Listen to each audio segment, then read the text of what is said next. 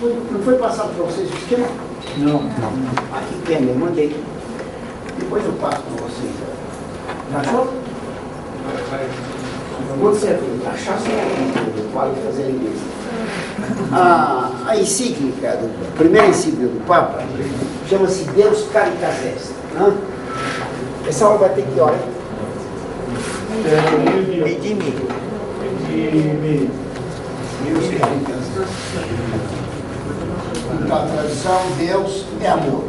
É da primeira epístola de São João, acho que é capítulo 4, versículo 16.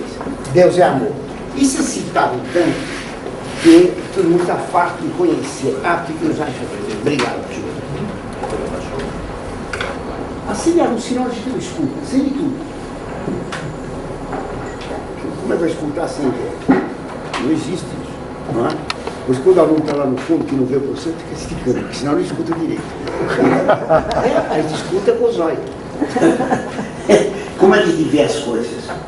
Não, o japonês diz, deixa eu ver. Como é que se sente gosto? Com o nariz, você chega em casa, que gostoso. É tudo o contrário. Então, que Deus é amor, né? Isso é de São João. Entretanto, isso hoje em dia, diz o Papa, está totalmente deturpado, porque a palavra amor ela foi extremamente desgastada, prostituída. O amor se entende hoje somente sentimento, e isso é falso. Tá? Então, já que não tem um esquema lá, eu vou começar dando algum ponto só para encher o tempo. Então, o que é o amor? Deus é amor. A palavra amor hoje em dia, então, está, diz o Papa em várias encíclicas dele, Deus na última, Caritas in Veritate, ele diz que a palavra amor está completamente deturpada, falsificada. Isso aqui não funciona, não entra aqui. Então, o que é amar? Esse quadro aqui que eu vou pôr é de São Tomás. O que é amar? Hoje em dia se pensa que amar é sentir. E isso é falso. Está no dicionário, que é pai dos burros, que portanto eu recomendo que vocês nunca tenham dicionário, porque é melhor ser órfão do que ter um pai burro, claro. Ser de órfãos. A palavra amar, até o dicionário, que é pai dos burros, diz: amar é querer bem. Amar é querer. Amar é querer. Não é outra coisa, não é sentir. A gente quer com a vontade. A gente sente com a sensibilidade. A gente entende com a inteligência. Hoje em dia se pensa que amar é sentir. Que o amor é um sentimento, é falso. O amor é um ato de vontade. Alguns amores trazem sentimentos, outros não. Outros não. Tá claro? Eu tenho amor a vocês. Não estou sentindo nada. Tá claro? Eu olho para vocês. Não existe. Só Padre Zezinho. Não, Padre Fabrício Melo. Lindo. Isso é lindo, isso é Vitória, é lindo. Ele está sentindo. Não está entendendo nada. Então amar é querer bem. O problema é o que é o bem. O que é querer bem? Tá claro? Então, um dia eu estava vendo uma criança no colo da mãe, a criança batia na cara da mãe, puxava o nariz da mãe, puxa a orelha da mãe, era um orelhão. A mãe não fazia nada. A mãe queria bem para a criança? Não. Estava detestando a criança. Querer bem. O que é o bem? Bem é o ser.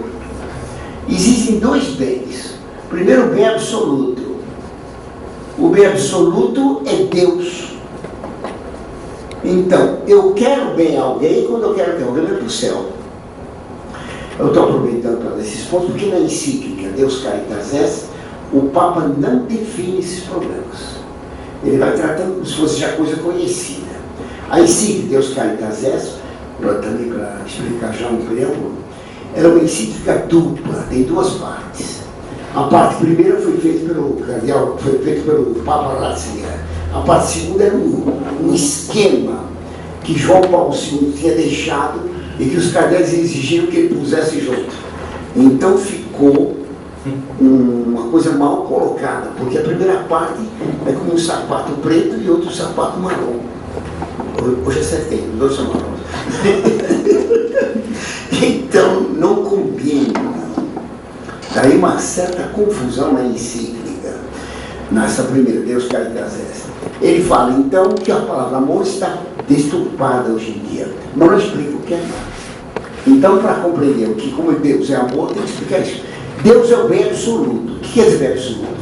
Ele é o bem por excelência. Não tem nada de mal. Se eu quero que vocês vão para o céu, que vocês tenham virtude, que é condição de ir para o céu, eu quero que vocês tenham Deus. Esse é amor absoluto.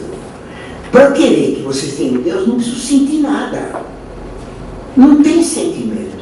É só a minha inteligência compreende que o céu é bom, eu quero que vocês vão para o céu. Isso é um ato de amor. Está claro? Então, amor absoluto é querer a salvação dos outros. E nós temos depois o bem relativo, que vai dar o amor relativo. Quais são os bens relativos? Bem relativo é aquilo que pode ser bem ou mal usado. Por exemplo, a vida. A vida eu posso usar bem ou usar mal. Uma mulher que ama a vida, está usando mal a vida. Está claro? Então, é um bem relativo. A minha mão, a integridade corporal, a minha mão é boa, mas é um bem relativo. Se eu uso a mão para bater carteira, era melhor perder a mão, que diz ao Senhor, né? É melhor ir para o céu sem o olho, sem o pé, sem a mão, do que ir para o inferno com os 2 pés, não, com os 4 pés. Tem os 4 mãos. Tem alguém bravo aí? Internet. Ah, sou eu. Acho que o celular está dizendo que interfere. É. Alô? Sim, eu mesmo. Como vai, Ivan? Tudo bem, e você? Minha mão é um bem, mas é um bem relativo. A língua é um bem. A língua é um bem. Tá claro? Minha tia sempre me dizia, eu tinha uma tia gorda, que é uma das felicidades da vida da gente ter uma tia gorda, eu tinha várias. Mas uma tia gorda minha dizia, Deus deu a língua para a gente se defender. Muito inteligente. Então, desde então, eu fiei a língua todo dia passando esse meio para afiar a língua. A língua é um bem. Se eu uso a língua para falar mentira ou palavrões, era melhor que ela apodrecesse. A língua é um bem relativo. Então, a vida é um bem. A saúde é um bem relativo. Tanto assim que quando Deus quer impedir que ele vá para o mal, muitas vezes dá uma doença grave. Deus impede o caminho do mal com uma doença. Então a saúde é um bem, mas um bem relativo. Se eu uso bem a saúde, é ótimo. Senão, o dinheiro. O dinheiro é um bem relativo. Tanto que é um bem que a gente até trabalha para ter. Não é? Na Bahia não tem isso? É um fenômeno extraordinário. O pessoal vê examinado. Eu estou trabalhando. O dinheiro é um bem, mas um bem relativo. Eu posso usar o dinheiro bem ou mal. O rico do Evangelho usou mal o dinheiro. Claro. O pobre do Evangelho usou bem. Eu estava comentando com o padre ontem. Reparem na parábola, Cristo conhece o pobre. Havia um rico que passava o tempo comendo bem e se vestia de púrpura e linho. Não dá o nome. E havia à porta dele um pobre chamado Lázaro. Deus conhece os bons, não conhece os maus. Quem que são? O rico e o pobre. O rico é o judeu, que tinha recebido todas as riquezas de Deus. O pobre, a porta dele, para as chagas, eram os pagãos. Aqueles judeus não davam nenhuma migalha de verdade. Por isso a mulher da Fenícia vai pedir para Cristo que deixe ela comer um pouquinho das migalhas que caem da mesa dos filhos. Está lembrado? Migalhas. Porque o rico não dava migalha para o pobre, o judeu não dava nenhuma migalha de verdade para os pagãos. Ele foi castigado no inferno e pediu uma gota de água na língua. Não foi nada, porque ele não deu migalha. Bem, então, a riqueza para aquele rico foi um castigo. Para o pobre era uma tentação. O pobre na porta de Lázaro sofria tentação, mas não cedeu, por isso foi levado ao céu. Ele não se considerou injustiçado, porque o dinheiro é uma riqueza É uma riqueza perigosa. Eu tinha um primo que ficou rico, filho dessa tia agora, ficou muito rico. Até tinha muitos amigos, dizia para ele, Luizinho, rico tem muitos amigos, pobre não tem conhecido.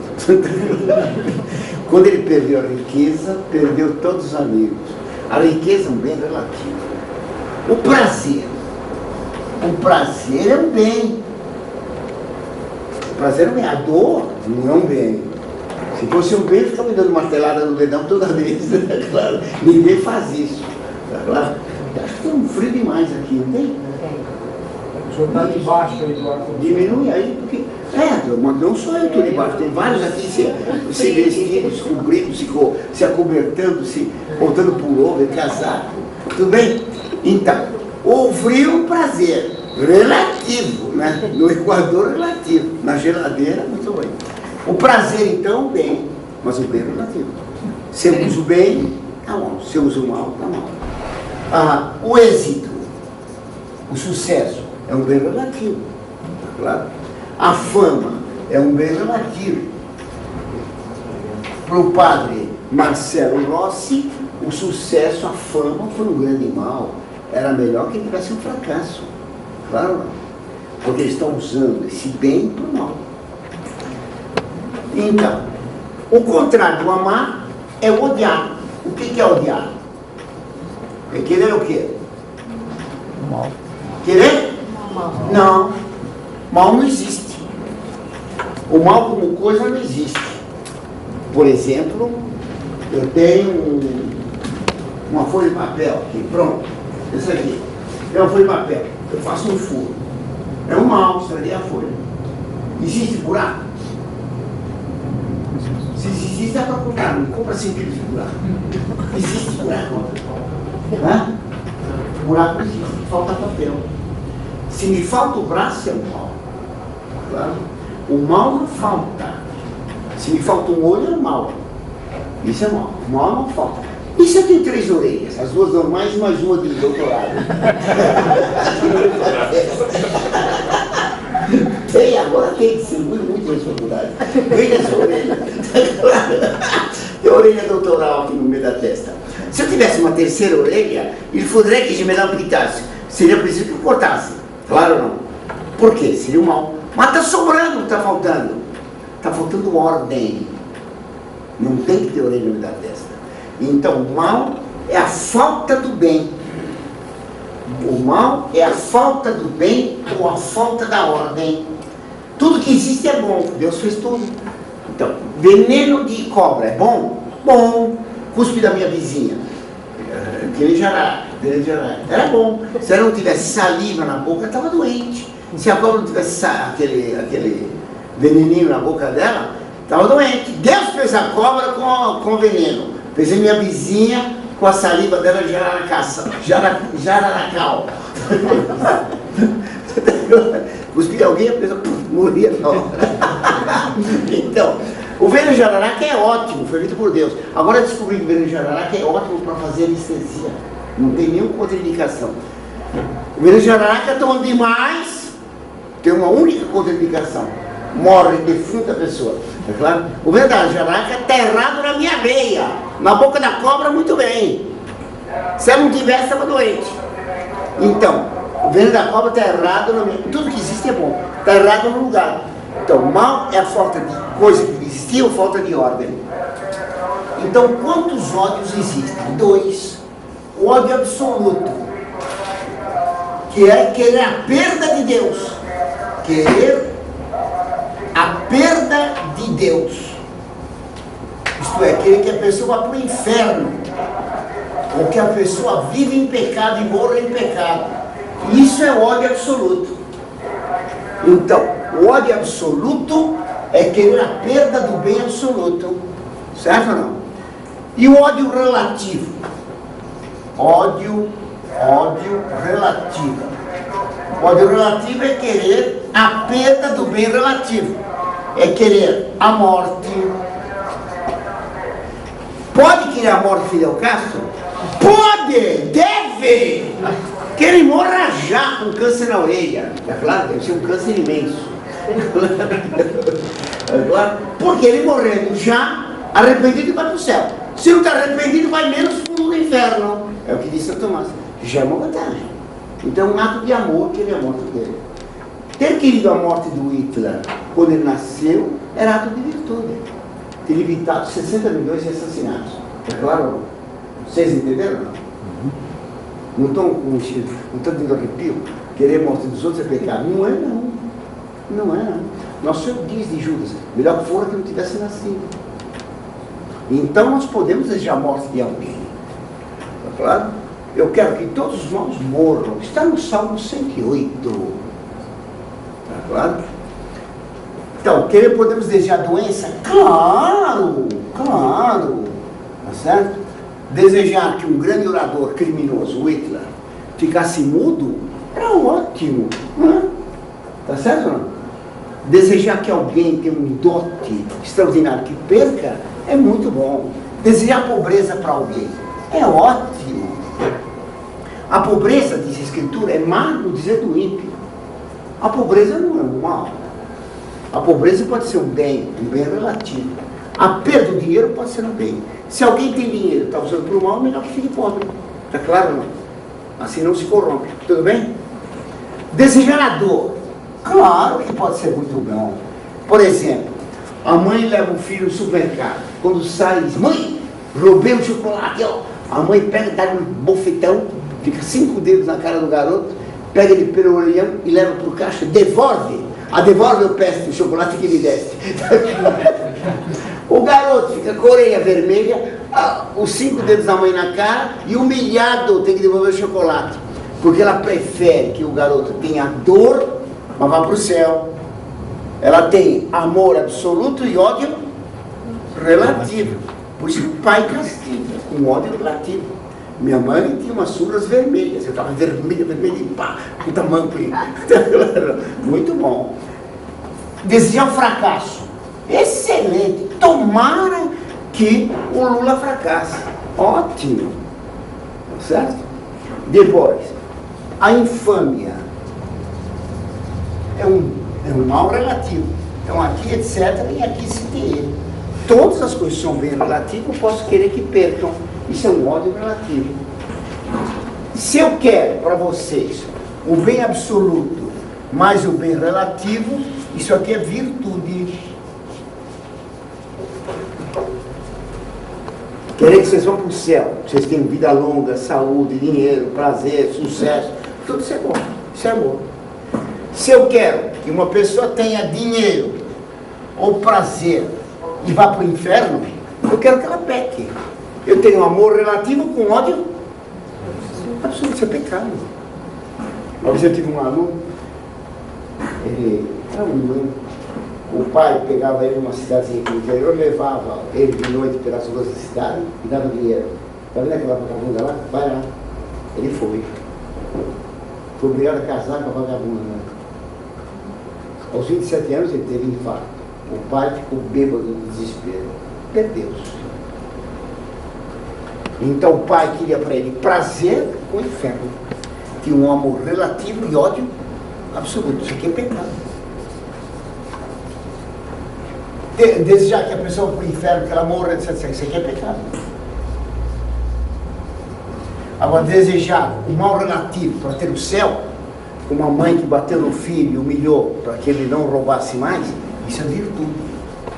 Por isso está escrito pelo rei Davi nos Salmos: meu Deus, todos os teus inimigos se tornaram meus inimigos. Com ódio perfeito eu os odiei. Esse ódio aqui. Esse ódio chama-se ódio perfeito. Então, amar pode picar em ódio. Claro? Por isso que tem um ditado espanhol muito bom: quem ama, odeia. E quem odeia, combate. Quem ama, detesta. E quem detesta, peleia. Claro? Então, eu gosto de café bem doce. Certo? Vou numa casa e me serve um café amargo. Tá claro? O que eu faço? Eu detesto. Quem ama o doce detesta o amargo. Então eu pego açúcar, pego açucareiro, jogo o café no açucareiro e tomo açucareiro. Claro. Porque se eu amo muito doce, eu detesto o amargo, eu tomo açucareiro. Tá claro? Tudo bem, não? Não pode haver amor sem ódio. Eu amo o bem, tenho que odiar o mal. Quem ama o bem e não detesta o mal, peca. Quem ama a verdade e não odeia a mentira, peca. Não tem amor. Uma vez uma tonta me dizia, não odeio ninguém, não odeio nada. Então você não ama nada. Se eu amo a saúde, detesto a doença. Se eu amo a vida, detesto a morte. Está claro? Se eu amo a justiça, detesto a injustiça.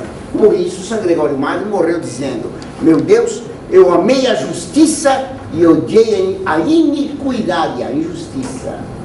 Por isso morreu no exílio. Está lá? Então estamos vendo aqui o esquema da palestra da encíclica do Papa. Deus é amor. O que é amor?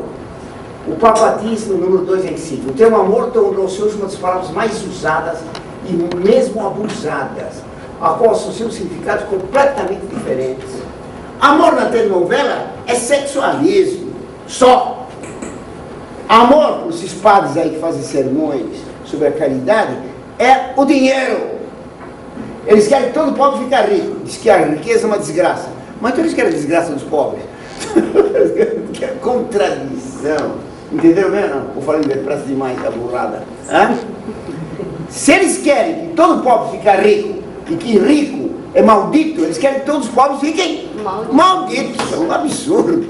Uma contradição. Amar não é querer que eu tenha dinheiro. Pô, cadê o negócio? Aí eu fiz então um quadro aqui definindo o amor, tá claro? Qual é a causa do amor? É o conhecimento. Não se pode amar, querer com a vontade o que não se conhece com a inteligência. Só se pode amar o que se conhece. Eu inventei uma coisa chamada chorão no avesso. E eu pergunto para as pessoas, você gosta de chorão no avesso? Hã? Não perguntei se você conhece. Você gosta? Por que você não gosta? Porque não conhece. Uma vez eu recebi em casa um fulano, acho que a Érica estava lá, né? Foi a Érica? Você me apresentou chamado. Não, não foi a Érica. Você me apresentou chamado. O que fala é Leone Castelo. Caramba! Leone Castelo. As duas primeiras províncias da Espanha. O nome dele é Leone. Vamos supor que porra, Miguel Leone Castelo. O homem era mais antigo que toda a monarquia espanhola. Então eu fiquei tudo para chegar aqui, o grande nobre das Espanhas. Quando chegou, fechou no Volkswagenzinho escrito lá, o professor de karatê. Ele sabia tudo. Perguntava para ele, sim. Perguntava, sim. Você gosta de chorar no avesso? Sim, muito bom, gostoso. Choró não existe. Choró eu inventei. Choró se escreve assim, ó. Choró. Imagina não é isso. Ele gostava de choró no avesso. Quando eu falei que não existia, todo mundo, quando ele falou que gostava, todo mundo dizendo, a Érica quase morreu de rir. Tá certo? Ela explodiu lá, tive que depois recolher os carros para juntar tudo. Ele dizia que gostava de chorar uma vez sem conhecer. Quando eu falei que não existia, ficou feio para a boca. Não voltou mais. Leone Castelo desaparecia. Então, só se pode amar o que se conhece. Não posso amar o que eu não conheço. Eu amo duas coisas. O que é parecido comigo. Certo? A pessoa que eu acho mais simpática, eu vejo de manhã cedo quando acorda no espelho. Legal. Todo mundo gosta de si mesmo. Tanto que nós nos amamos, que Deus diz para amar o próximo como nós mesmos. O primeiro amor é assim mesmo. Como dizia meu pai, minha avó. Primo próximo, sexteto. Primeiro próximo, mais próximo de mim que tem, Orlando. Legal, eu compreendo muito Orlando. Bem, vocês entenderam que é interessante? Nós nos amamos. Por que nos amamos? Porque nós vemos que temos um bem enorme, a imagem de Deus. Nós não sabemos que é. Depois é que compreendemos que o bem que nós temos é que nos faz semelhante a Deus. Eu amo o que parece comigo e amo o que é bem diferente de mim. Aquilo que parece comigo, eu quero aumentar a semelhança. O que é diferente de mim e que é o bem, eu amo com humildade. Exemplo, a tourada. Melhor dizendo, toureiro. Brasileiro não gosta de tourada. Por quê? O brasileiro gosta de futiba. A tourada tourada é que é linda. A tourada é uma das coisas mais bonitas do mundo. A Espanha, o Gil está aí, né? A Espanha se diverte com a morte.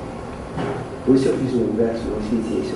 En el domingo es día de Dios, ver España frente a todos y a luz del día, mirar la muerte en la corrida, a matar o a dar la vida. É claro, a tourada é tão espetacular. Aqui no Brasil se diz, eu vou torcer para o toureiro. Quem vai torcer para o toureiro? Na Espanha, na tourada, não tem dois partidos, Gaviões de Fiel contra os Flamengos lá. Não existe isso. É tudo a favor do toureiro. Tudo. Porque o toureiro é um mocinho, magrinho. Você já viu o Castela, Sebastião Castela? Fantástico, não é? É incrível, o melhor. Então, um rapazinho magrinho, que ele pode dar espaço para o touro, né? Paulo tira o cavalo da chuva, que você não pode entrar na arena. Porque se ele tem um volume imenso, o touro acerta de algum jeito. Precisa ser um touro completamente cego.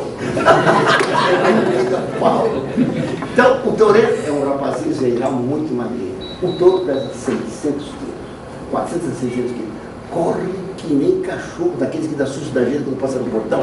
Já viram isso? Eles passam no portão, de repente... Cachorro, desgraçado. O touro corre mais que o cachorro. O toureiro fica parado, o touro passa aqui e lá. Um colosso. Ele não tem medo. O toureiro tem que dominar dois medos.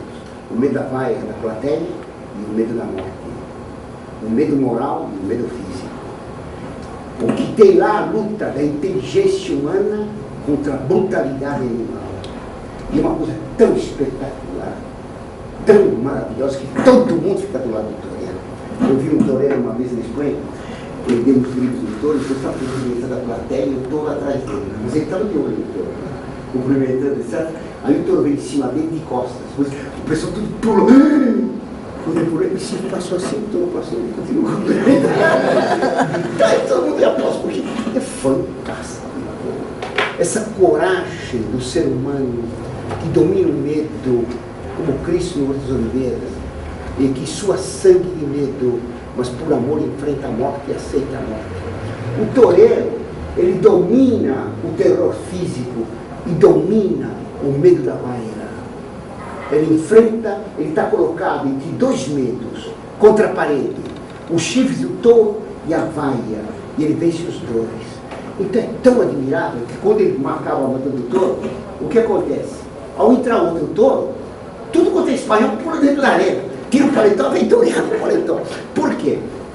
Quando a pessoa vê o toureiro com aquela coragem, diz, mas eu sou um covarde, eu não valho nada, eu sou zero perto desse moço valente. Tem uma diferença entre a minha covardia e o heroísmo dele. Eu sou pura, esse é um homem. Até aí a pessoa diz, eu vou fazer igual. E pula com o paletó na arena para enfrentar. Está claro ou não? Esse é o típico da beleza sublime. Tudo que é sublime produz em nós duas reações. Uma de humildade, vendo a diferença do que é superior a nós e admirando aquilo. E depois desejando imitar. Por isso, quando a gente vê um santo, a gente chora vendo os próprios pecados. Depois quer imitar. Não sei se entende que bonito. O Evangelho é isso. A gente vê Nosso Senhor, a gente vê a diferença infinita. E nós amamos e queremos ser como Ele. O amor, então, ele provém do conhecimento de uma coisa que é boa, análoga, parecida conosco, mas que somos muito menos. Então eu quero imitar. O amor visa o bem do outro e o bem de si mesmo, fazendo crescer o bem no outro, fazendo crescer o bem em nós mesmos. Não entrou sentimento nenhum. O primeiro sentimento que entra é de entusiasmo, de admiração, o valor do outro. Então o primeiro amor é o amor a Deus, depois o amor de si mesmo. Amamos a Deus porque somos diferentes, amamos a Deus porque somos parecidos com Ele. Ele nos fez a sua imagem e semelhança. Deus não tem nariz, graças a Deus. Deus não é o Cirano, tá claro? Deus não tem nariz, Deus não é careca. O que Deus é parecido? Que nós somos parecidos com Deus? Porque ele tem inteligência e vontade, só isso. Essa é a imagem de Deus em nós, está claro? Nós amamos a inteligência divina e a vontade divina, e nós nos tornamos mais parecidos quanto mais nós somos que inteligentes e tendo vontade reta. É a sabedoria que nos faz parecidos com Deus, é a santidade que nos faz parecidos com Deus. Nós amamos então pelo conhecimento. Quer tocar para dentro isso aí? Como é que Deus ama as criaturas? Seremos isso. Deus ama as criaturas, Ele é o bem infinito. E Ele fez a gente parecida com Ele. Como um artista que faz uma escultura e fica encantado com a própria escultura e ama a própria escultura, ou um garoto que faz um desenho e ama o próprio desenho, claro? Ou um músico que faz uma música e ama a sua música, Deus fazendo-nos parecidos com Ele, e Ele amando o bem que Ele é, vendo aquele mesmo bem em nós em tamanho pequeno. Se Deus, por exemplo, for assim e nos fez assim, Ele ama aquela forma dele em nós, está claro? Então Deus ama tudo que parece com Ele. Ele tem amor a nós pela semelhança que nós temos, pela imagem, pelos vestígios. Qual a diferença? Vestígios de uma coisa são marcas que uma coisa deixa. Assim, por exemplo, as marcas de um casco de cavalo na areia da praia é um vestígio, não é uma imagem do cavalo, claro ou não? Mas se eu faço uma escultura de um cavalo, é a imagem do cavalo, mas não é semelhante, porque aqui não tem vida, tá claro? Deus fez o mundo com vestígios dele. Vestígios de Deus existem nas pedras, nas plantas e nos animais. No homem e nos anjos tem imagem, tem inteligência e vontade. O diabo tem imagem de Deus? Tem inteligência e vontade, que não usa mal. Mas o diabo tem imagem de Deus nele. O diabo é semelhante a Deus? Não, porque ele não usa a inteligência e a vontade para o bem. Claro não. Então o diabo perdeu a semelhança. Nós temos em nossa natureza material vestígio de Deus, na ordem celular, na ordem atômica. Temos imagem de Deus na inteligência e vontade. E temos semelhança se nós somos santos, se nós não cometemos pecado. Então Deus ama todas as coisas. Deus pode destruir uma pedra? Não. Parece com Ele, na existência, na ordem atômica. Deus não destrói nada. Nada. Por isso o diabo não é destruído por Deus. O diabo queria ser destruído. Porque o Deus que ele odeia, quando ele olha para ele mesmo, ele vê a imagem de Deus nele. Então o demônio queria se destruir. Por isso o sonho do diabo é destruir o universo. Por isso que a Cabala diz, quando chegar um Messias judaico, que ele dominar o mundo e todo mundo adorá-lo, ele vai explodir o universo. Nada mais tem que existir, nem ele. Tem que destruir tudo, porque tudo fala de Deus. As montanhas, as colinas, os ventos, as tempestades. Quais são os tipos de amor? O Papa fala nessa encíclica, ele escreve bem, um pouquinho vago, um pouco preciso às vezes, mas ele é bem inteligente e escreve bem. Ele pensa muito bem. É um homem inteligentíssimo. Ele fala muito do Eros, que é um amor erótico, típico do paganismo, o amor físico. Depois ele fala do amor como amizade, filia. Filo quer dizer amigo em grego, claro? E depois ele fala do amor santo, a caridade. São 3 graus de amor. O amor erótico, físico, é puramente material, atualmente dizemos sexual. A filia é amizade. Quando é que são amigos? Quando dois querem a mesma coisa e não querem a mesma coisa. Por exemplo, todos nós estamos querendo que a aula termine já. Claro, queremos a mesma coisa. Todos nós queremos que tenha um almoço logo. Claro? Não queremos que ninguém quer aqui que o almoço seja de pastel chinês com recheio. O pastel chinês é vazio no recheio e o invólucro é feito de vácuo. Então, o pastel feito de vácuo no vazio, nós não queremos. Eu estou brincando. Nós queremos a mesma coisa e não queremos a mesma coisa. Eu quero que vocês tenham saúde. Eu quero que vocês não tenham câncer. Vocês querem para mim que eu tenha saúde e não tenha câncer. Vocês querem a mesma coisa e não queremos a mesma coisa. Nós queremos o triunfo da Igreja Católica. Nós não queremos o triunfo da teologia de libertação. Nós queremos a mesma coisa e não queremos a mesma coisa. Quando se quer a mesma coisa e não se quer a mesma coisa, se é amigo. Quando se troca o querer, deixou de ser amigo. Quando as pessoas decidem mudar o estilo de vida, elas deixam de ser amigas. Estava conversando com um padre outro dia. Qual a diferença entre um tradicionalista na Europa e um ateu? Só que o tradicionalista vai na missa. O tradicionalista é contra o ecumenismo. Mas ele vai na praia ecumênica. Vai na boate que é ecumênica. Tá claro? Vai na danceteria que é ecumênica. E ele vai para o inferno, porque o inferno é ecumênico. Só o céu é católico. Para o inferno só pode ir de qualquer religião. Tá claro? Você não reparou? O inferno é ecumênico. Importa lá, entra todo mundo.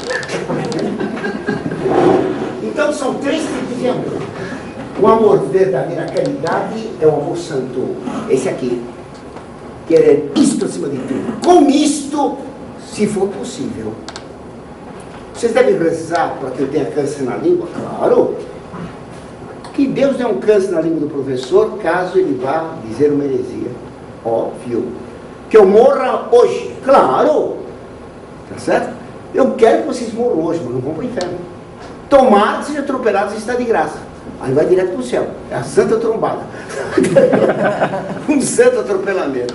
Está claro ou não? Então, o amor de caridade busca, acima de tudo, a felicidade eterna, o bem eterno. Está claro? Alguns amores trazem sentimento, outros não. Então, qual é o amor que tem mais sentimento? O amor materno e o amor filial. O amor materno, porque entre a mãe e o filho existe uma ligação material profunda. Tem até no Império de Geografia, tem até o chamado cordão umbilical, que eu nunca vi na vida, mas enfim, tem lá o cordão umbilical que une a mãe e o filho. É ou não é? A matéria da mãe vai para o corpo do filho. Tem um processo lá, confuso, que eu não quero entender, mas por isso ela chama-se mater, que ela dá matéria. O pai não. O pai não tem ligação direta física com o filho. Por isso explica o Papa Bento XVI, que Deus não pode ser chamado de mãe. Porque se Deus fosse chamado de mãe, a matéria, a substância divina, a substância divina, Deus não tem matéria, a substância divina passaria diretamente para as criaturas, e nós seríamos deuses. Deus é pai, não mãe. Portanto, João Paulo I errou, dizendo que Deus era mãe. Portanto, João Paulo II errou, dizendo que Deus é mãe. Deus não é mãe, é o que diz o Papa Bento XVI, corrigindo João Paulo I e João Paulo II, que tiraram isso do judaísmo, da Cabala. Que Deus é pai e mãe. Deus não é mãe. Compreenderam a diferença? Que interessante. Então, o amor materno é o amor do filho para a mãe, da mãe para o filho. Essa relação é a mais profunda, que é a mesma matéria. Então, nenhum amor é mais sensível do que o da mãe pelo filho. Está claro? Nosso Senhor até compara o amor de Deus ao da galinha, que protege os pintinhos. A galinha, que meu pai dizia, quando dizia alguém era muito burro, dizia, há um cervello de galinha. Tem um cérebro de galinha. Está claro, não? Até a galinha protege os pintinhos. As ratazanas, quando correm no campo, a enxurrada e arrasta os filhotes, a ratazana vai correndo ao longo da enxurrada, tentando salvar os filhotes. Uma coisa linda. Uma coisa linda. A ratazana sabe que são filhos dela, não. Quando os ratinhos, veja por isso os pardais, tem um pardal voando, passa a vovó, ele nem fala bom dia. Ele não lembra da vovó. Ele não sabe que a vovó nem é mãe. Ele só tem um sentimento mútuo enquanto é filhote, depois aparece. E a mãe também. Os animais não têm sentimento, só têm instinto. Nós não. Nós temos o amor filial, então tem o sentimento. Não só o amor filial, mas o amor paterno, que é diferente. Porque é uma mistura de força e suavidade. Há uma área do Handel, do pai de Sansão, a mãe do Sansão repreendendo o pai, que trata Sansão muito duro. E ele responde, o pai, que se ele não manifesta tanto sentimento, mas ele tem um amor paterno profundamente. A música é linda e suave. E ele tem uma voz de baixo, tem uma voz grossíssima e forte, uma suavidade enorme. E ele vem dizendo, while I have eyes, you want no light. Enquanto eu tiver olhos, meu filho não precisa de luz. Muito bonito. While I have eyes, you want no light. Enquanto o pai tem olhos, os filhos não precisam de luz. O pai é a luz dos filhos. Vocês estão entendendo? Então, o amor paterno entra também o sentimento. Também, outros amores trazem sentimento. O amor conjugal, obrigatório ter sentimento. O amor dos dois, obrigatório ter sentimento. Se um noivo e uma noiva não tem sentimento com relação ao outro, peca. Peca.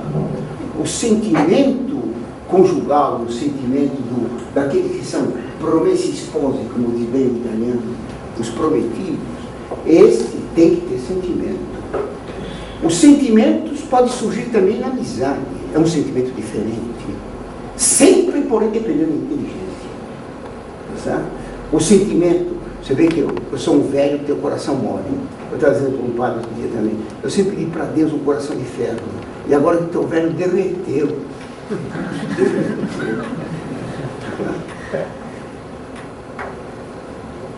Então, não consigo mais ver um filho sem sofrer, sem ter um sentimento. É bom. Deus me deu um coração de ferro em toda a minha vida. Agora me deu um coração de cera. Meu coração se derrete às minhas entranhas. O amor de um professor para os filhos, para os estudantes, é muito grande, enorme, enorme. Os sentimentos podem santificar o amor. Não deve dominar a vontade nem a inteligência. Porque se for necessário, se um filho ficar contra Deus, Roma me escolheu, eu não te conheço mais. Deus me escolheu, se meu filho trai Deus, não te conheço mais. Roma choisit-moi, je te connais plus. Eu não te conheço mais. Matando todo o sentimento. Cristo chorou sobre Jerusalém, mas disse que não ia ficar pedra sobre pedra. E não deixou pedra sobre pedra. E quem chorou por ter ficado pedra sobre pedra, ficou maldito por ele. Então, há amores com sentimentos, outros não. O sentimento de amizade é um sentimento profundo também, válido, mas de outro tipo que o sentimento materno, que o sentimento de dois esposos ou de dois noivos. Bem diferente. Do sentimento fraterno, do sentimento de companheiros de luta. Há uma canção alemã velha que fala do Alten Kameraden, os velhos companheiros. Companheiro, aquele que come pão junto com pão, companheiro. Aquele que sofre junto à fome, aquele que mora junto no mesmo quarto, camarada, que tem a mesma câmara. Tá claro? Então a amizade é uma coisa profunda e produz sentimento. Mas nem todo amor tem amizade. Nem todo amor tem sentimento. Claro? Nem todo amor tem sentimento. O amor puro, completamente puro, sem sentimento. Pode haver. Não é normal, porque desde que se tem um pingo de amor baseado em Deus, como nós temos corpo, o coração fala junto. Mas o coração tem que estar dominado pela inteligência. Quer passar para adiante?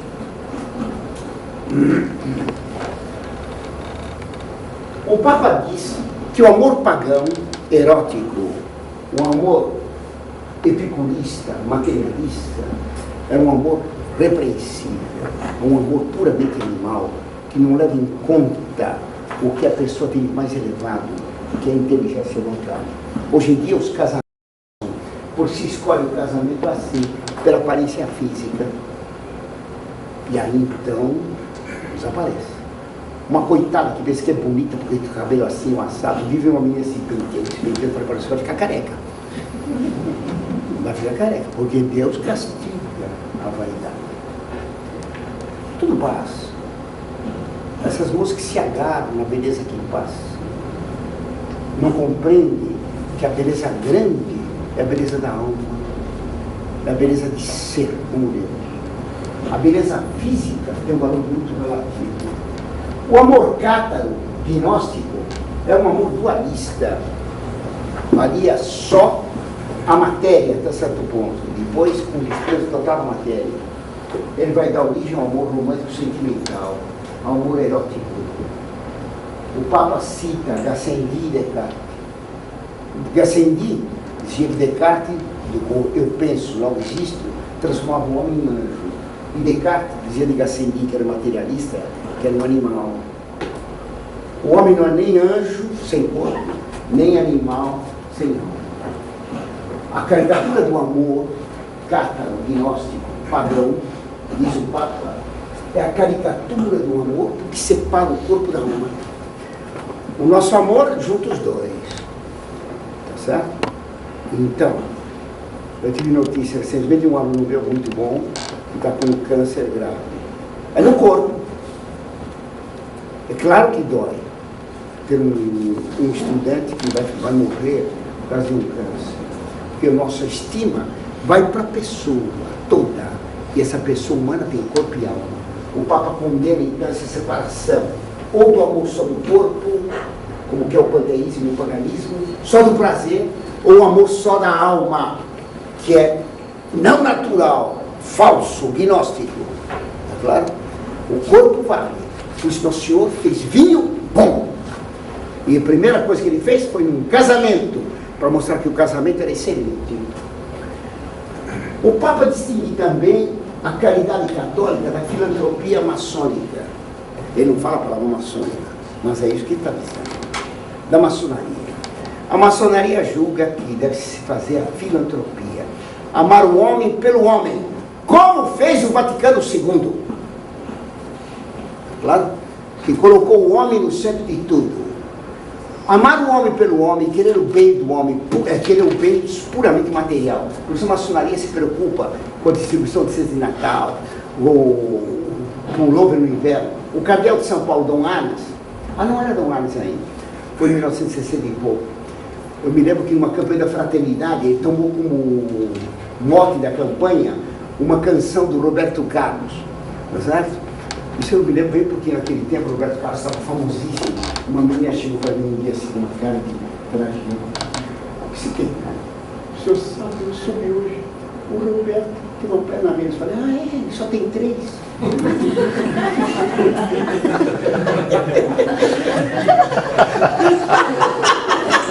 O Roberto Carlos, pois o cardeal daquele tempo tomou como mote da campanha de fraternidade: quero que você me aqueça esse inverno e que tudo mais vai para o inferno. A fraternidade com o ódio, tudo vai para o inferno, desde que você me aqueça esse inverno. Eu tendo um bem relativo, o prazer, tudo vai para o inferno. Esse é a filantropia feita pela campanha da fraternidade do CNBB. Por que pôs esse nome? Porque a maçonaria tem como lema igualdade, liberdade e fraternidade. Daí, a CNBB tem campanhas da fraternidade, para defender a igualdade e a liberdade. A fraternidade maçônica, que visa puramente o bem material e nunca ensinar nada espiritual. Esses padres que vão às favelas distribuir comida, o que eles pretendem que o bem é encher estômagos. A comida é um bem. A comida é um bem. A fome é ruim. Mas o máximo bem para o homem não é encher a barriga dele. Nós não somos um tubo digestivo para ser preenchido. Nós somos filhos de Deus. E o que deve preencher em primeiro lugar é nossa alma, nossa inteligência com a verdade. A filantropia maçônica, então, é caricatura também do amor católico. A caridade católica, diz o Papa, ao mesmo tempo leva em conta o bem físico e leva em conta o bem espiritual. Daí usar as palavras Eros e HP, que aparecem no Antigo Testamento, e HP no Novo Testamento. O amor católico e sentimento. Tá claro? Não tem nada com sentimento romântico. Minha avó, você vê que eu estou ficando velho, você lembra só as coisas de infância. Lembra da vovó, ficando, eu vou ter um antigo amigo meu. Você acha que o professor está normal ou está senil já? Né? Minha avó me contava uma poesia de um italiano, que diz o seguinte, olha aqui, o poeta romântico, morreu tuberculoso, porque todo poeta romântico, se não tossisse, fracassava, não ganhava o prêmio Nobel de literatura. E morreu com 24 anos. Então o Stequete dizia assim, ele estava tuberculoso, falando para a namorada, sento la febre arder nelle mie vene, ma quando penso a te mi sento bene. Quando non penso a te vorrei morire, ma quando penso a te vorrei guarire. Entenderam? Eu sinto a febre queimar nas minhas veias, mas quando penso em você, me sinto bem.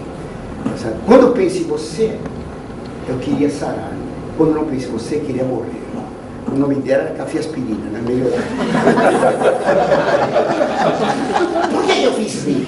Para acabar com o sentimentalismo cretino. É claro que não está pensando nela, está querendo escapar da morte de todo jeito. Isso é palhaçada. Amor pode exigir ódio? Pode. Já provei aqui com o São Tomás. E está dito na Sagrada Escritura. Meu Deus, todos os seus inimigos se tornaram meus inimigos. Com ódio perfeito eu os odiei. Esse é um que eu gosto. A primeira poesia que eu fiz foi sobre a vingança. Quando eu li em São Tomás que a vingança podia ser uma virtude, fiquei contentíssimo. Porque a vingança é um movimento natural. A vingança é pecado, vingança pessoal. Mas a vingança da injustiça é santa.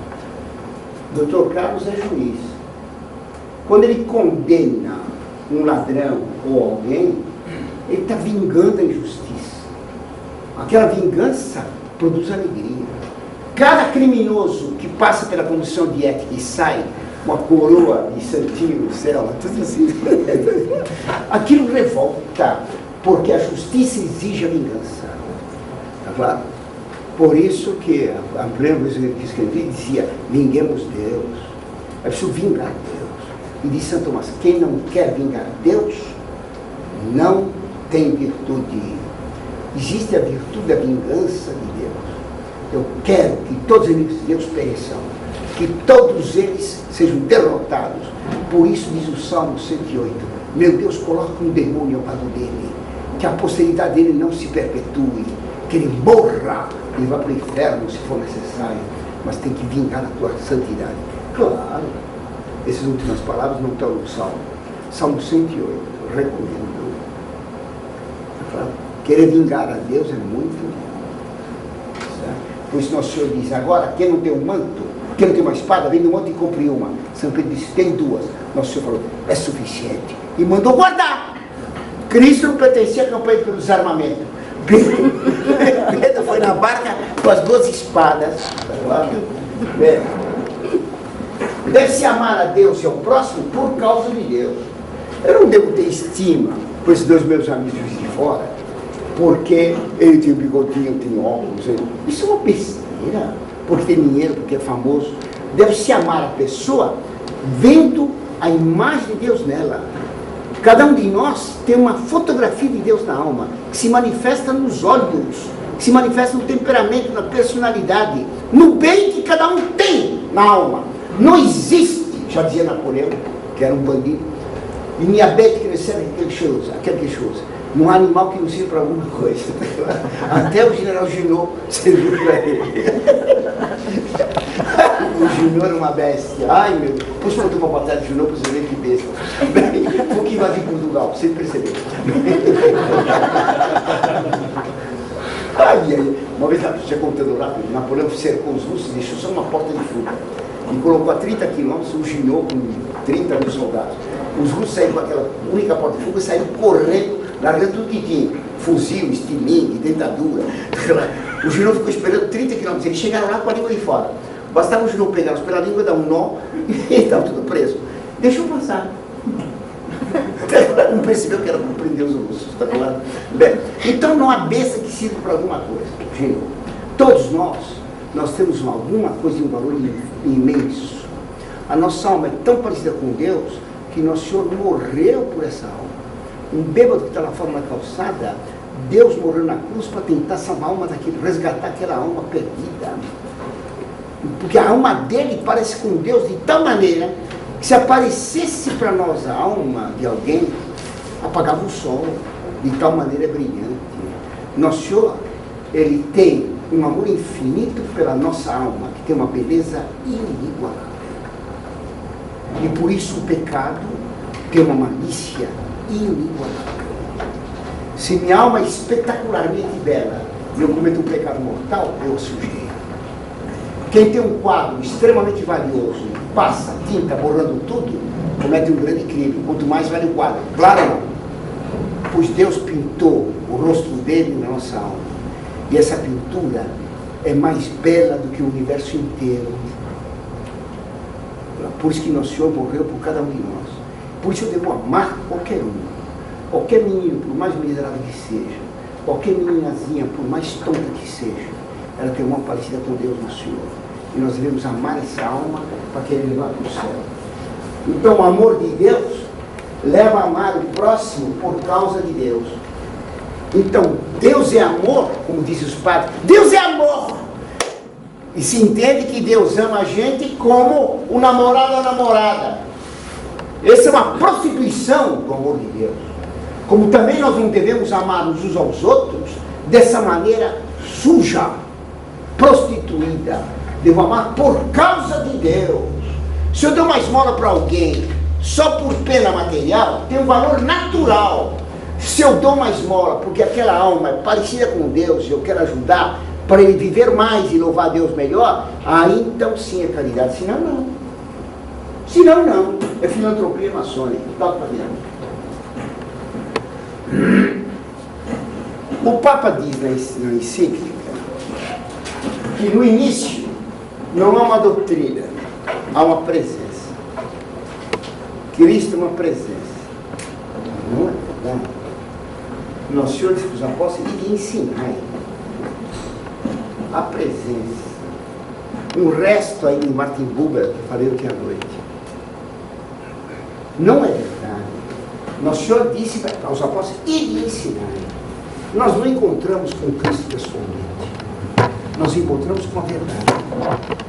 A verdade é Cristo que passa por nós. Então nós amando a verdade, amamos Nosso Senhor, porque Ele diz, eu sou o caminho, a verdade e a vida. O que nós queremos mais que tudo é vida. Nós queremos viver para sempre, vida eterna. Deus é a vida eterna. Nós queremos a vida eterna. Mas para ter essa vida eterna, preciso conhecer a vida, que é o máximo bem, a vida divina. Nós temos vários tipos de vida. Samambaia tem vida, tá certo? Vida de funcionário público. Claro. Só que a sombra e água fresca. Porco tem vida também. Não vou fazer comparações, você já adivinha. O homem tem vida, tá certo? Um bêbado discutindo com outro bêbado, que vale mais, é 51, um tatuzinho, está tendo um mínimo de vida racional. Está dando argumento, se for um tatuzinho, o Rio das Pedras. Vocês estão entendendo o que estou pensando. Mas tem vida superior, tem vida intelectual, como estou tendo agora. E tem vida superior, que é a vida espiritual, dada pela presença de Deus na nossa alma. Essa é a vida. Então, amar os outros, querer essa vida para todos. Isso se obtém por um caminho, que é as obras de Cristo. Os pés de Cristo fizeram o caminho, as obras dele. Nós ficamos por os pés nas pegadas dele, tá? Renegando ao que nós somos, carregando a cruz desse caminho.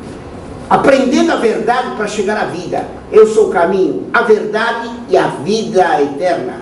Então a vida eterna é participar da sabedoria de Deus. E não aqui na terra uma presença. A presença de Deus, Ele está presente, especialmente na hóstia. Eles não vê. Não vê. Na cruz, como diz São Tomás, se vê a humanidade, mas não se vê a divindade. Na hóstia não vemos nem a divindade, nem a humanidade. Amo também credo. Eu creio nas duas, embora não veja. A Luína de São Tomás, né? Adoro te devolve. Eu creio nos dois. Sabe? Fazer com que eu te conheça cada vez mais e te ame cada vez mais. Sem ver. Então, o verdadeiro amor não é uma presença, não. O verdadeiro amor é conhecer uma presença lá, não a presença dele só. É o conhecimento da verdade. quem comer meu corpo, beber meu sangue, terá vida eterna. Então é pelo conhecimento que eu chego à presença de Deus, que eu não vejo. Aqui já expliquei os dois, vamos adiante. O Papa diz hoje, o amor é degradado em sexualismo e materialismo. Não há amor sem conhecimento. Eu vou apagar aqui, porque eu precisaria agora explicar uma coisa que devia ser conhecido já. O senhor está escrevendo com a caneta preta? Escrever com a preta? É porque... Isso é preconceito, você? É. Ah. Eu acho que está tudo azul, o azul, não? Não fica tudo azul, não? Você prefere a preta? Porque não sei o pessoal aí no meio, mas aqui no fundo não sei o que o senhor está escrevendo. No fundo fica tudo preto, não é? Você consegue ver? É que você precisa trocar de óculos, rapaz.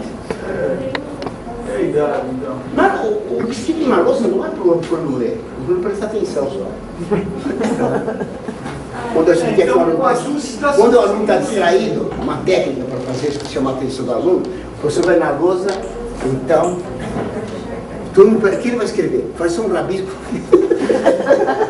Como assim, presta atenção? Então, o que é a verdade? Porque para amar precisa conhecer. O que é o conhecer? O conhecer é obter a verdade. O que é a verdade? A verdade é uma adequação. É a adequação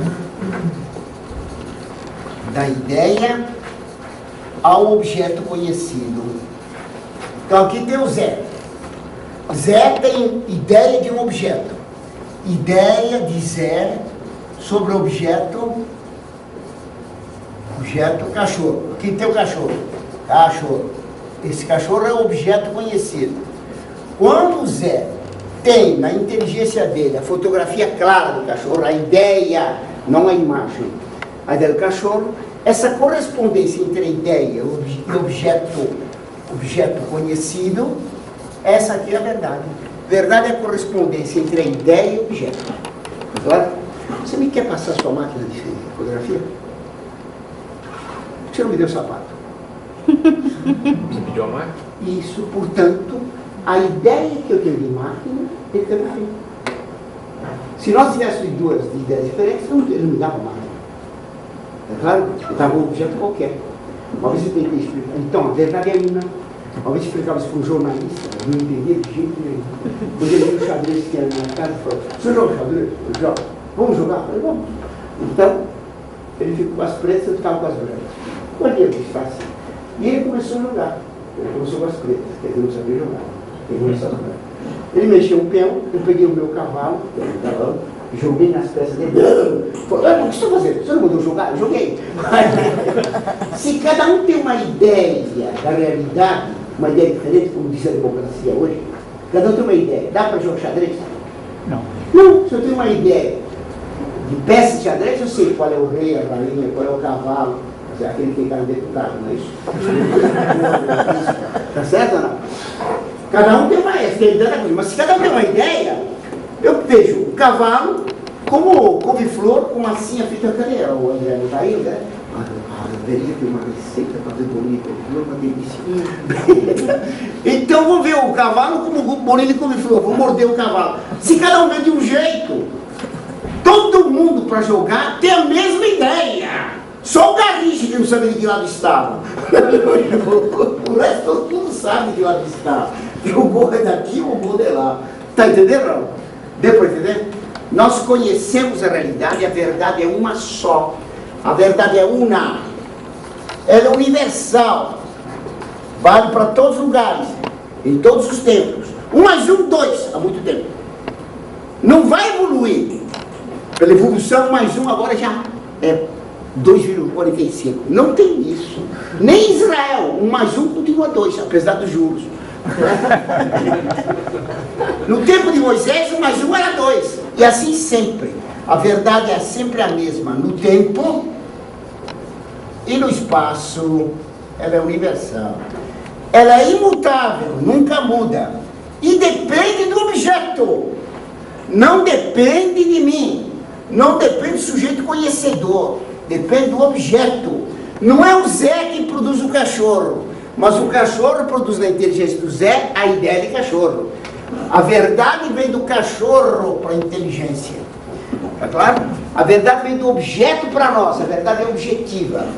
Para a Revolução Francesa, que impôs no mundo a filosofia dela pela guilhotina, a verdade é subjetiva. Certo é o que eu acho, bonito é o que eu acho, bom é o que eu acho, pecado é o que eu acho. O homem é criador da verdade, do bem e da beleza. Um absurdo. Está claro ou não? Um absurdo. Não sou eu que crio a verdade existe, eu sou obrigado a aceitá-la. A verdade me obriga, dizia-se o ditado antigo, noblesse oblige. Li agora um filósofo canário, uma verdade profunda. Vérité oblige. A verdade nos obriga, pois nós não gostamos da verdade, traz obrigações. Nós resistimos à verdade. A mentira é saborosa. Claro? Nós adoramos a mentira, adoramos a linguagem vulgar de hoje. Nós gostamos das mentiras. As mentiras não nos obrigam. Então, uma coisa é verdadeira não porque eu acho. Eu não acho a Igreja Católica verdadeira. Ela é. Tá claro? Na Revolução Francesa se votou num clube se Deus existia. Deus teve só 2 votos. Então ficou decretado, Deus deixou de existir. Pronto, só tem 2 votos a favor dele. Aquele que mora nos céus, ria-se deles como Paulo agora. Tá certo? Qui habita in celis e ridete Deus. Aquele que mora nos céus, ria-se deles. Deus continua existindo. E se a maioria decretar que Deus não existe no mundo inteiro, Deus continua existindo. A maioria é um preconceito democrático. A maioria é estúpida. Nós escolhemos pela maioria. Desde o Obama até o Lula. Claro? A maioria só escolhe o melhor sistema para escolher o pior é o democrático.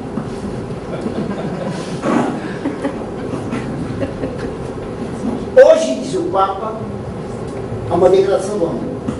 O amor é puramente sexual. Por causa do materialismo. É Marx triunfando na televisão. A mulher é um monte de carnes. O homem idem. Somos bichos.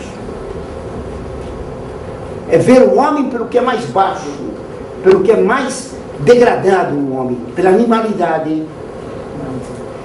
Renegar ao nosso corpo animal é pecado, porque Deus nos fez animais.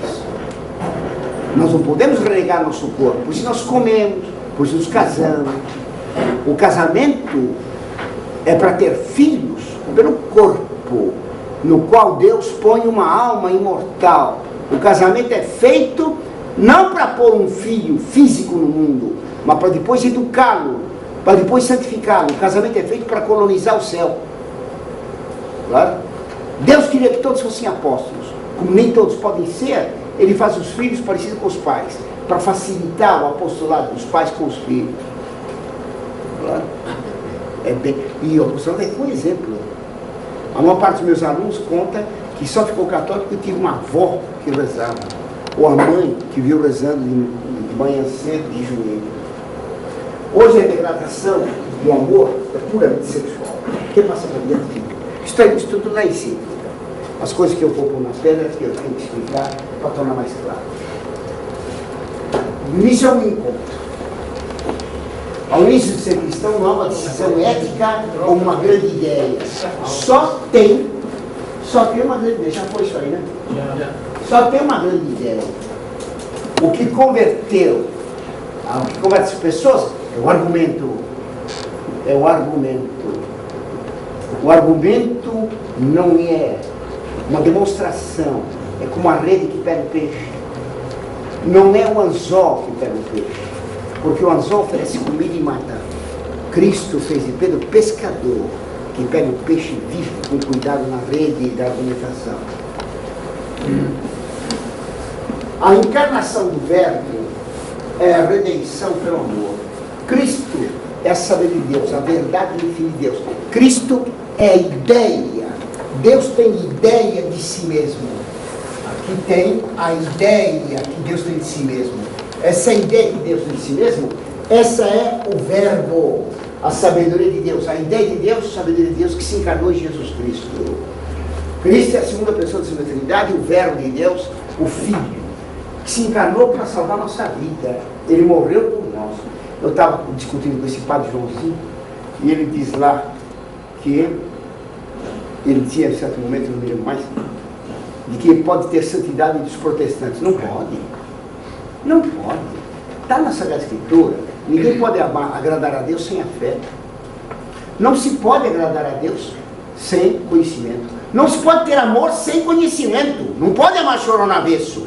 Então o protestante não pode ter amor verdadeiro, porque não conhece Deus. Dizer que o protestante tem santidade é dizer que ele conhece e ama chorão no avesso, que ele não conhece. Um absurdo. Um absurdo. Então, eu montei um argumento interessante. O sangue de Cristo derramado no Calvário por nós é a prova máxima do amor divino por nós. O sangue de Cristo é o amor de Deus por nós. Ele verteu o sangue dele todo por amor nosso. Mas esse sangue tem que estar contido num cálice. Se não tem o cálice, o sangue se esparrama. Quando utilitas em sangue meu, que utilidade tem meu sangue esparramado em vão? O cálice é o que contém o sangue, como a verdade contém o amor. Não pode haver amor sem a verdade. Não pode haver sangue de Cristo sem o cálice. Não pode haver caridade sem a fé. Não pode ter amor de Deus sem a igreja. O sangue é a caridade, o cálice é a fé. E o padre levanta o cálice da fé com amor, oferecendo a Deus o sangue de Cristo, na esperança de que obtenha o perdão para ele e para nós. Fé, esperança e caridade que estão unidas as três. Muito interessante. O padre diz assim que é separar a santidade da fé, o cálice, o sangue do cálice. Isso não dá. Ele está esparramando o sangue de Cristo. Está profanando o sangue de Cristo. Então, tem que ir embora já? Tudo já? Não, tem 15 minutos. Ixi, estou no começo ainda. Não tem algum sensível dele? Não tem problema que a sequência é o almoço. Ah, ele fala do Lázaro, mas não dá tempo de explicar o Lázaro. Se eu expliquei alguma coisinha, eu falo de como amamos a Deus, Deus vai consultar com minúsculo, lembra? Como amamos a Deus sem o ver. Faltou o S também. Nós amamos a Deus pelos retratos dele. Nós não vemos Deus. O que nós vemos é a imagem de Deus. Eu conheci esse menino agora. Claro? A estima que tenho por ele é por causa de Deus dele. Como eu vi? Pelas palavras dele. Só. Na medida em que ele teve virtude, que aparece a virtude nas palavras, nos atos dele, você me viu que era. Você não é não. A gente ama os outros, ama a Deus vendo o retrato de Deus nos outros. Uma vez, o Santo Curadás, o São João Maria Vianney, um homem extremamente rude, ele não tinha inteligência. Para fazer o sermão levava a semana inteira, depois quando ia no domingo, ele decorava a semana inteira, chegava no domingo e esquecia. Então ele chorava dentro do povo. Dizia, vocês têm um vigário muito bom. Ele chorava, todo mundo chorava junto. Uma vez foi um ministro francês, foi ver, e um outro ministro, maçom também, disse, o senhor vai ver em África? Você vai ver lá, porque multidões de lá. Só que fui ver Deus falando pela boca de um homem. Claro. Deus falando pela boca de um homem. Está claro? Nós amamos a Deus nas pessoas santas. Nós amamos a Deus na imagem deturpada de Deus, suja e lambuzada na alma do bêbado que está lá fora, na prostituta da televisão. A alma humana é a imagem de Deus. Por isso não existe amor de Deus sem amor do homem. Hoje em dia os padres abusam disso. O amor de Deus se vê só no amor humano. Não é verdade. O verdadeiro amor pelos outros homens é um amor divino. É por causa de Deus. Tem que ver Deus na alma do Tiago, na alma do Vigil, na alma do Tadeu. O Tadeu tem uma imagem muda, ele não fala nada. O casal do Balu. Fala que é uma barbaridade. Bem, então, eu tenho que amar Deus neles, no silêncio deles, nas atitudes deles, nas virtudes deles. Puxa, o pecado dos outros dói muito, mas a virtude dos outros nunca. Nós fomos levar recentemente uma pessoa ao aeroporto e tinha um entusiasmo enorme de todo mundo no aeroporto, todo mundo chorando por ver as qualidades de Deus no moço. um neguinho baiano. Até os que trabalhavam nos restaurantes, vi 3 lá encantados com o neguinho. Então eu falei com 3, peguei o nome deles. Ficavam vindo na minha casa, 3 empregados, que só viram um neguinho. Não compreendiam o que tinha aquele moço. Deus aparece na alma dos outros. Nós devemos amar os outros por causa do nosso Senhor. Deus, nosso Senhor Jesus Cristo, que está em vocês, que me leva a amar vocês, que me leva a querer brigar com todo mundo para salvar só mais um. Só mais um. O amor de Deus se vê pelo amor das almas. As almas que estão no corpo. Então, o meu menino está com câncer, me dói o câncer dele, por causa da alma dele. Vai me tirar aquela imagem de Deus, vai embora. Vai quebrar aquele quadro. Está apodrecido, vai embora. Só fica na memória. Só na memória e no coração. A imagem de Deus no moço.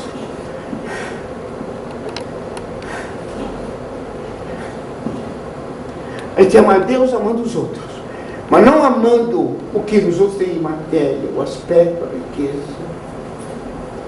Agora vocês viram um padre lá, que resolveu ser de manhã, está doente, ele não pode dobrar a perna, a mão está inchada. É um padre de Jesus Cristo. Então, a gente tem que amar a pessoa. A pessoa existe, e eu compreendo o que ela é. Então amamos a Deus sem ver, vem das coisas que são boas do mundo, que são imagem dele, as almas.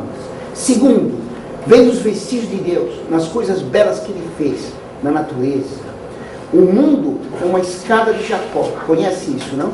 Jacó, ele estava fugindo do irmão que tinha medo, Esaú. E Deus fez ele dormir, pôs uma pedra como travesseiro e dormiu em sono. Ele viu uma escada que é da terra ao céu, e da qual desciam e subiam os anjos. Uma escada que levava ao céu. A escada de Jacó é uma coisa interessantíssima. A escada de Jacó tem degrau, e os anjos desciam e subiam. E ele, quando acordou, disse: aqui a casa de Deus. E pegou aquela pedra, ungiu e chamou de Betel. Quer dizer, Bet é casa. Ele, Deus. Casa de Deus. O mundo é a casa de Deus. O mundo, ele tem uma gradação de belezas e de bens que nós devemos subir até chegar ao céu. A escada de Jacó é Cristo, pelo qual descem as virtudes e os dons e sobem os nossos oferecimentos. A escada de Jacó é a Virgem Maria, que uniu a terra e o céu no seio dela. A escada de Jacó é o horizonte, que é uma coisa linda, o horizonte. Essa linha esquisita e misteriosa, em que o céu encontra a terra, em que Deus encontra o homem. A escada de Jacó é o horizonte, a Virgem Maria. Deus e homem no seio dela. O horizonte, Cristo, o céu encontrando a terra, o homem. Então amar o símbolo de Deus, amar a beleza cada vez mais, amar o bem cada vez mais, amar a verdade cada vez mais. Não querer ficar parado num degrau da escada de Jacó. Eu ficar no terceiro degrau, estou satisfeito, para mim chega. A escada de Jacó, ela está sempre descendo ou subindo. Ela não está, é uma escada, não chama escada rolante. Quando ele se acostuma a amar só uma verdade, só um bem, só uma beleza, ela está descendo. Está descendo. Quem fica parado no degrau dela, ele cai. É como alguém que ficasse parado no salário mínimo. Com a tribulação vai ficando lá embaixo. Então tem que subir. Claro, devemos amar e terceiro, cada vez mais beleza, cada vez mais verdade, cada vez mais virtude. O Papa pergunta, a escada de Jacó e Betel, ver Deus em Cristo, né? Diz lá no prefácio de São João, de que ele habitou entre nós e era cheio de graça e de merda. De verdade, por ser sabedoria de Deus, de graça, porque nunca houve um homem tão perfeito. Os judeus que o viram, que homem é esse? De onde você vem? Você não veio do jardim inteiro? Você não vem de Nazaré? Eles viram que tinha alguma coisa que não era puramente humana. De onde você veio? Não direi. Não vos direi. Qual é teu nome? Bereshit. Eu sou o princípio. o verbo, o pecado para matar. Deus manda amar. E o Papa pergunta, mas como mandar amar? Como é que Deus manda amar? Amar o Senhor teu Deus sobre todas as coisas, mais que o dinheiro, mais que o emprego, mais que o prazer, mais que o próprio prestígio, mais que a própria fama, mais que qualquer outro bem material. Tem que amar a Deus. Quem não ama a verdade não tem nenhuma Deus. Então, mandar amar. Como é que Deus pode mandar amar? Amar por obrigação. O amor por obrigação é sim. Porque se nós tivéssemos a nossa inteligência bem clara, nós amaríamos a verdade por vê-la. Adão via a verdade claramente. Foi o pecado original que cegou Adão. E nós agora vemos as pessoas pelos lados mais inferiores e não por Deus. É o pecado original que nos faz degradados a ponto de amar a feiura, de amar o pecado, de amar a mentira. E por isso Deus foi obrigado a fazer o mandamento. Tem que amar a Deus. Porque o ser atrai o ser. Papagaio gosta de andar com papagaio, urubu com urubu, bêbado com bêbado, ladrão com deputado. Todos semelhantes se atraem. Deus nos atrai. Deus nos atrai. E por incrível, Ele quer ser atraído pela beleza que Ele pôs dele mesmo em nós. Então, manda amar porque nós estamos decaídos pelo pecado original. Então fica obrigatório aquilo que era normal. Já expliquei aqui o nome. Pode passar da frente. Onde é que está? A segunda parte. Essa é a primeira parte feita pelo Ratzinger. Agora vem a parte feita por João Paulo II, que os cardeais exigiram colocar. Então não tem relação com toda essa teoria belíssima que o Papa desenvolve, não tão explicado como eu estou dando, porque não é uma aula de filosofia nem de catecismo. Então ele fala que a igreja é a comunidade de amor e santíssima Trindade. Se vês a caridade, vês a Trindade, escreve Santo Agostinho. Há uma relação entre a vida divina e a igreja, sem dúvida. Eu coloquei nas 3 graças. Os antigos mostravam que o amor era representado por 3 graças, que eles representavam como pagãos 3 moças nuas. Claro. Todo amor tem três módulos. Primeira graça é o amor de doação. O amor de doação. Certo? Então o homem dá esmola para um pobre. Claro? É a doação. Aquele que dá não deve mostrar o que dá. Aquele que recebe, ele recebe, tá certo? E chama-se amor de recepção. Ele aceita aquele bem. Amor de recepção. E não termina aí, porque ele quer devolver pela gratidão, amor de devolução ou de gratidão. Exatamente como o Pai, Filho e Espírito Santo. O Pai gera o Filho, no seu conhecimento ele gera o verbo, a sabedoria. E ambos se amam, porque viram o bem que cada um é. E o Pai e o Filho se amando mutuamente um ao outro, devolvendo esse amor, mostra a gratidão, o amor de Deus e do Espírito Santo. Não aqui a aula de explicar a posição do verbo do Espírito Santo. Mas todo amor é assim.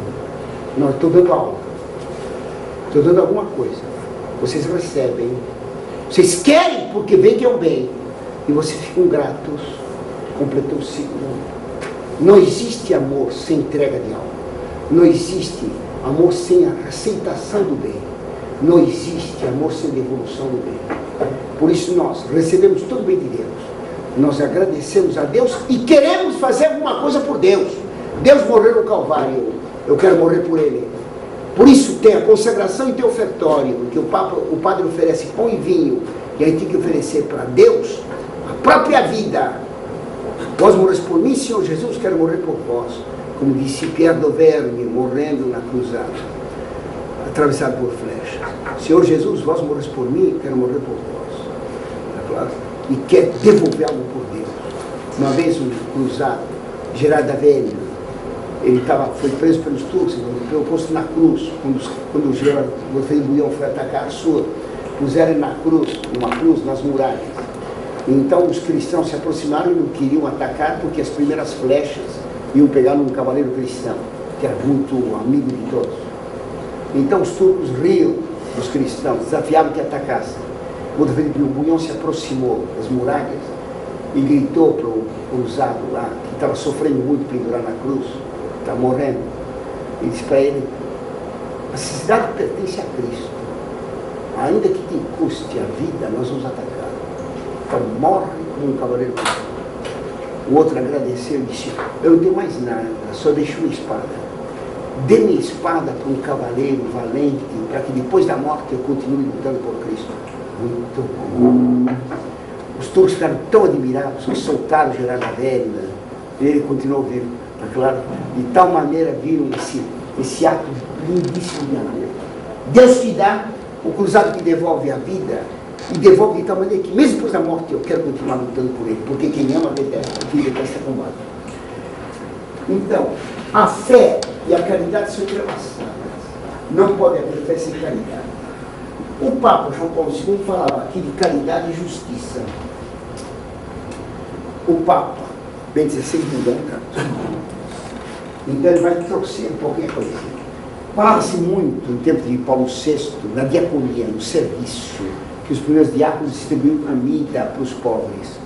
E João Bento XVI diz: não, a diaconia, o serviço dos outros, primeiro é espiritual, depois material. Se eu desse para vocês, se eu fosse bilionário e desse milhões de dólares para cada um, está fazendo um certo bem. Um argumento vale mais que todos os bilhões de dólares do mundo. Está claro? A verdade vale mais que tudo.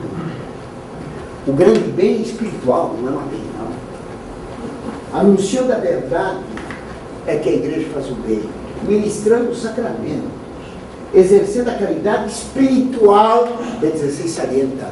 A igreja que fez primeiro a igreja, o templo, depois fez o hospital. Foi a igreja que fez a universidade para ensinar e o hospital para curar. Antes do paganismo não tinha universidade, não tinha hospital. Foi a Idade Média que inventou os dois.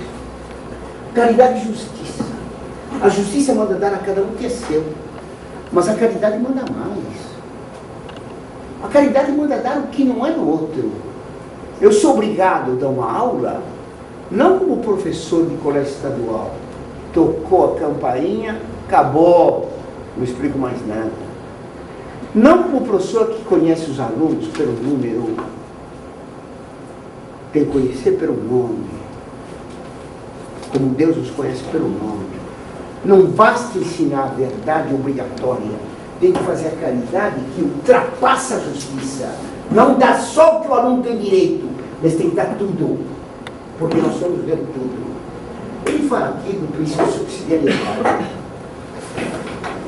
Como é que entra o princípio de subsidiariedade nesse assunto todo? Você vê como uma coisa meio que não se encaixa. É o sapato preto, depois o sapato marrom. Claro? A encíclica, na primeira parte, trata de coisas elevadíssimas.